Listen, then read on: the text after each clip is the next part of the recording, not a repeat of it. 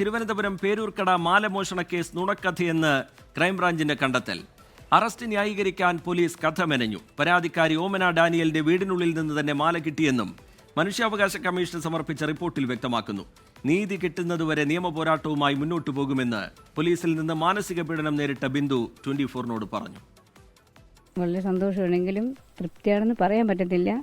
ആ സ്റ്റേഷനിൽ അനുഭവിച്ച അത് വെച്ച് നോക്കുമ്പോൾ ഇപ്പോൾ എനിക്ക് പ്രയാസമാണ്. എങ്കിലും ഈ ഓമന ഡാനിയൽ മാല കിട്ടിയെന്നുള്ള വിവരം വന്ന് സ്റ്റേഷനിൽ വന്ന് പ്രസന്നോടും പറഞ്ഞിട്ടും അത് ആ കുറ്റം എൻ്റെ തലയിൽ തന്നെ വെച്ച് കെട്ടിത്തരുകയായിരുന്നു. പിന്നോട്ട് പോവില്ല, മുന്നോട്ട് തന്നെ പോകും. നീതി കിട്ടുന്നത് വരെ ഞാൻ പോരാടും. അവർക്ക് ജോലിയിൽ നിന്ന് വരെ പിരിച്ചുവിടണം എന്നാണ് എൻ്റെ ആഗ്രഹം.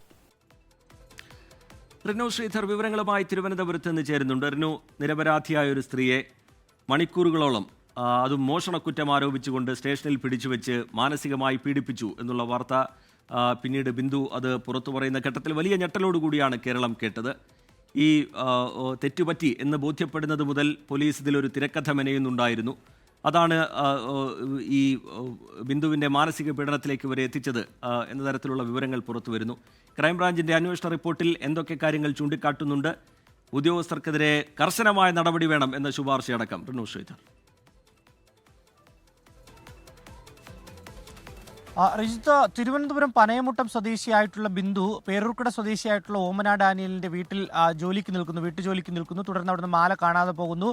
ഈ ഓമന ഡാനിയലും മകളും പേരൂർക്കട പോലീസ് സ്റ്റേഷനിൽ പരാതി നൽകുന്നു. തുടർന്നാണ് ജോലി കഴിഞ്ഞ് പേരൂർക്കട ജംഗ്ഷനിൽ നിന്ന് ബിന്ദുവിനെ സ്റ്റേഷനിലേക്ക് വിളിച്ചു വരുത്തുകയും ഒരു രാത്രി മുഴുവൻ കൊടിയ പീഡനങ്ങൾക്ക് ഇരയാക്കുകയും ചെയ്തത്. തുടർന്നാണ് മനുഷ്യാവകാശ കമ്മീഷനിൽ മുഖ്യമന്ത്രിക്കും DGPക്കും അടക്കം ബിന്ദു പരാതി നൽകുന്നത്. ഇതിൽ മനുഷ്യാവകാശ കമ്മീഷനാണ് ജില്ലയ്ക്ക് പുറത്തു നിന്നുള്ള ഒരു DYSP റാങ്കിൽ കുറയാത്ത ഉദ്യോഗസ്ഥൻ അന്വേഷിക്കണമെന്ന ഒരു ഉത്തരവ് പുറപ്പെടുവിച്ചത്. തുടർന്നാണ് പത്തനംതിട്ട ക്രൈംബ്രാഞ്ച് DYSP വിദ്യാധരൻ അന്വേഷിച്ചത്. ആ അന്വേഷണ റിപ്പോർട്ടാണ് ഇപ്പോൾ മനുഷ്യാവകാശ കമ്മീഷന് സമർപ്പിച്ചിരിക്കുന്നത്. ആ റിപ്പോർട്ടിലാണ് കൃത്യമായി പറയുന്നത് ഇത് ഒരു തിരക്കഥ മാത്രമായിരുന്നു പോലീസിൻ്റേത്. മാല മോഷണം പോയിട്ടില്ല, വീട്ടിൽ തന്നെ ഉണ്ടായിരുന്നു.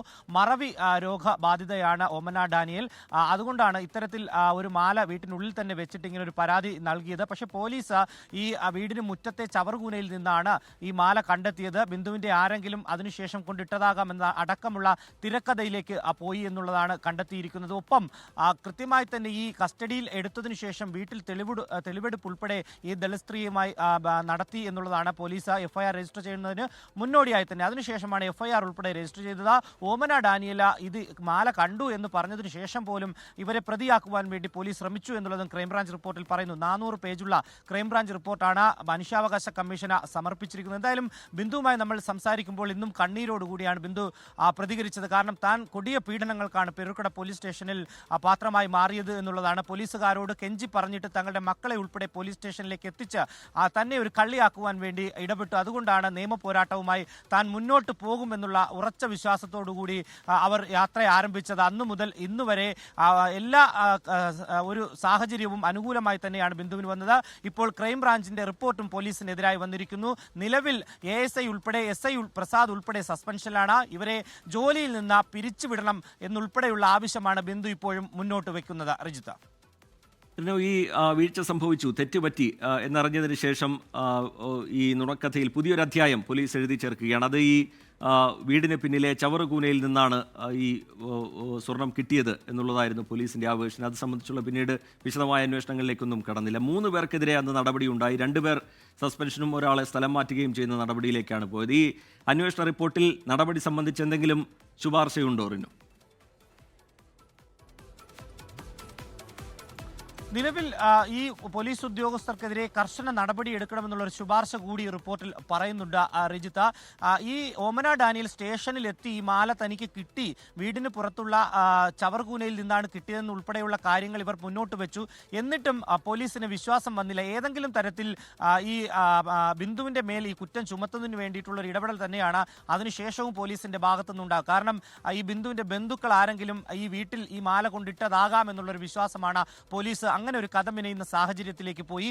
അതിനുവേണ്ടി ഈ ബിന്ദുവിന്റെ ബന്ധുക്കളുടെ അടക്കം ഫോൺ നമ്പറുകൾ പരിശോധിച്ച് ഈ ടവറിന് കീഴിൽ അവർ എവിടെയെങ്കിലും ഉണ്ടായിരുന്നു എന്നുള്ളത് സ്ഥിരീകരിക്കുവാൻ ഒരു ശ്രമം പോലീസിന്റെ ഭാഗത്ത് നിന്ന് നടന്നു. ഒപ്പം CCTV-കൾ, ഈ ഓമന ഡാനിയലിന്റെ വീട്ടിന്റെ ഭാഗത്തേക്കുള്ള CCTV-കൾ മുഴുവനായും പോലീസ് പരിശോധിച്ചു. കാരണം ഈ ബിന്ദുവിന്റെ ബന്ധുക്കൾ ആരെങ്കിലും ഇവിടേക്ക് ഈ മാല കൊണ്ട് ഇട്ടോ എന്നുള്ളത്, അതുവഴി പോയോ എന്നുള്ളത് സ്ഥിരീകരിക്കുവാൻ. പക്ഷേ അവിടെയെല്ലാം തന്നെ പോലീസ് പരാജയപ്പെടുന്ന ഒരു സാഹചര്യമാണ്.